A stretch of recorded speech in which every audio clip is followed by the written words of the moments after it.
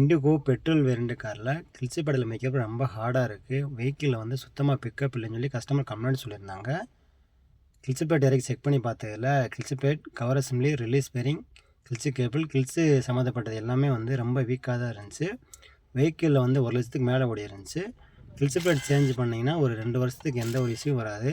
So ஒரு தடவை நம்ம கிளட்ச் பேட் இறக்கி பிரித்து செக் பண்ணி பார்த்தோம்னா அதில் வந்து கிளட்ச் பேட் எல்லாமே டோட்டலாக சேஞ்ச் பண்ணிங்கன்னா எந்த ஒரு இஷ்யூ வராது. நம்ம அதனால் டாட்டா ஒரிஜினல் வாங்கி ஃபிட் பண்ணுறோம். அந்த கிளட்ச் பிளேட்டில் வந்து வருஷம் போட்டிருந்தாங்க. 2021 வந்து சேஞ்ச் பண்ணியிருக்காங்க. புதுசுலேயே வந்து கிளட்ச் பிளேட்டோட வருஷம் போட்டிருப்பாங்க. 2025 சேஞ்ச் பண்ணுற மாதிரி போட்டிருப்பாங்க. அதே மாதிரி கியர் பாக்ஸில் வர ஆயில்ஸ் 3 ஆயில்ஸில் வரும். 3மே வந்து டோட்டலாக சேஞ்ச் பண்ணுறோம். இது மாற்றாம விட்டோம்னா ஆயில் லீக்கேஜ் இருக்கும். ஸோ ஒரு தடவை பிரிச்சிட்டோம்னா டோட்டலாக எல்லாம் மாற்றிட்டோம்னா அடுத்து clutch plate, gear box side எந்த ஒரு வேலையும் வராது. கிளட்ச் பிளேட் எல்லாமே clutch plate, cover assembly, release bearing, clutch cable, oil 90 ஆயிலுமே சேஞ்ச் பண்ணுறோம். ஆயிலுமே ரொம்ப மோசமாக இருந்துச்சு. இல்லைனா பேரிங்லாம் வேகமாக வீக் ஆயிரும்.